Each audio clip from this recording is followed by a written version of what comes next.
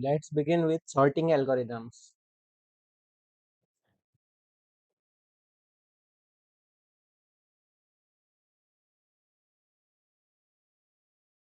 Let's first begin with bubble sort.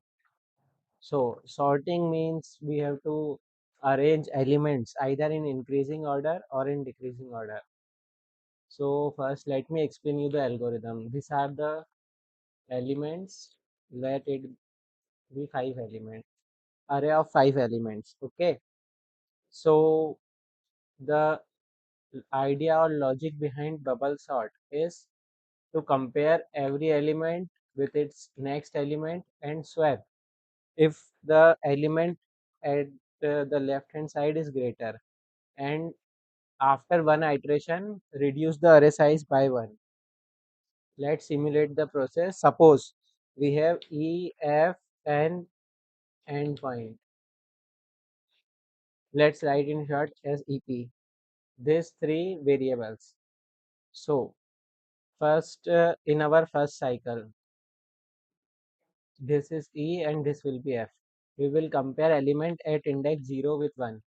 So 45 is greater than 12. So we will swap them.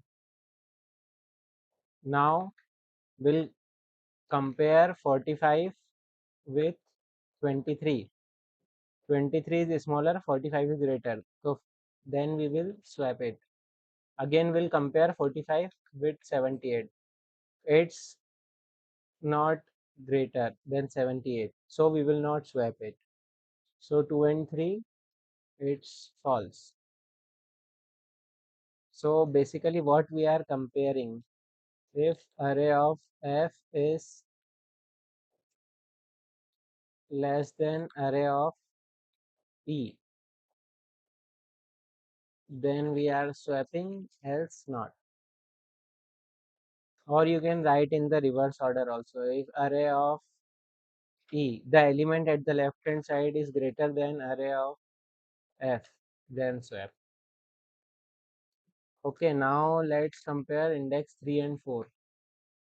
78 is greater than 10, so we will swap it. Now let's reduce the array size by 1.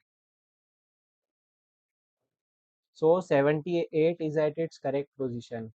Now again compare the first element with its next element, 12 and 23. It's sorted, means element at index E is less than element at index F. So the answer is false. Now let's compare element at index 1 and 2, 23 and 45. It's also false. Now compare element at index 2 and 3, 45 and 10. So 45 is greater than 10. So we will swap them. Now, as it was the second last index, not the last, it's second last index. So we again decrease the array size.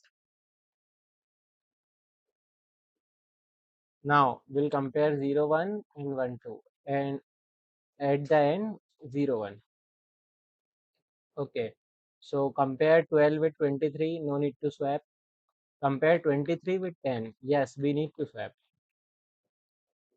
Now again decrease the array size. Now compare 0 and 1. 12 is greater than 10, so we need to swap. Now again decrease the array size. Okay, it's single element. So this is the sequence which we are generating. And see, in this the array size was 5. So our endpoint was size minus 2. Okay, let me explain you. Size is 5.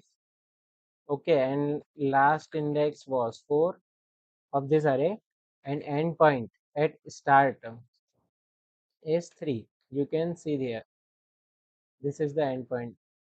Then it reduced to 2, then 1, and then 0. So we will write a code like this: endpoint equal to size minus 2, which is 3. And while endpoint is greater than equal to 0, we will do endpoint minus minus. And here we will take E as 0, F as E plus 1 always, and while E is less than equal to n point, we do E plus plus and F plus plus. And if element at the after index is less than element at the before index, we will swap them. Okay, now let's simulate it in the code.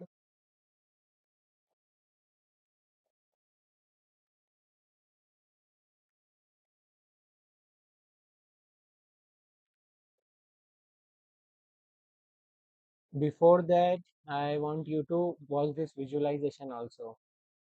Like these are the same elements. Let's begin with 45 index, compare it with 1.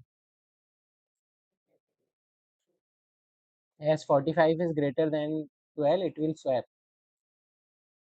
Now compare it with next, swap. Compare, it's smaller, no need to swap. Compare 78 10, swap. Now we have the largest element at the last. So decrease the array size by 1.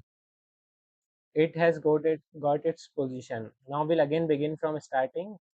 Compare, no need to swap. 12 and 23 and 45, no need to swap. 45 and 10, yes, we need to swap. We'll repeat the same process, and at the end we got our arrays sorted. Okay, I can delete this and the endpoint E and F. These three variables are required. Let me also take size. Size equal to 5. This code will remain the same. Let me delete all the things. Let's first generate that sequence like what we discussed.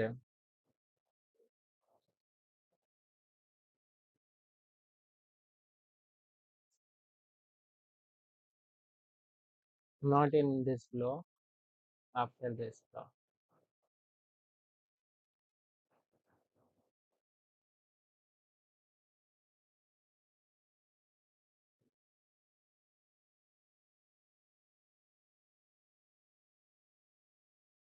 Okay, I am missing a semicolon at line number 8.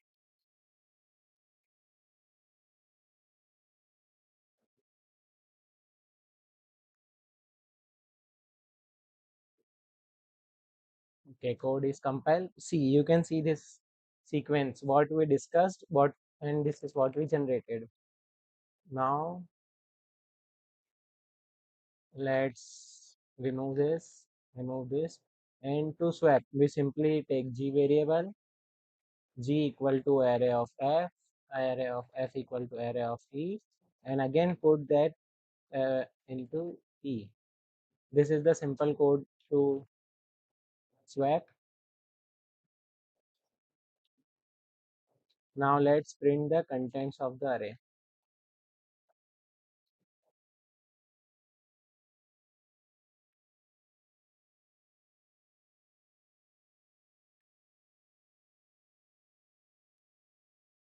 As you can see, the array is sorted.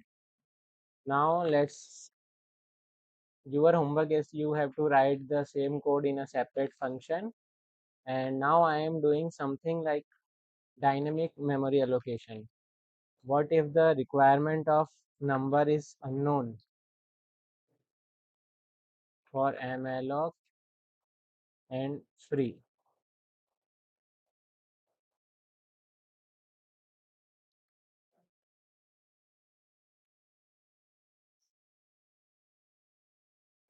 I can reuse the same code weight if required. Okay, I will reuse it. It will save time. Bubble sort, int star, array, int size. I'll take these variables away from here to here.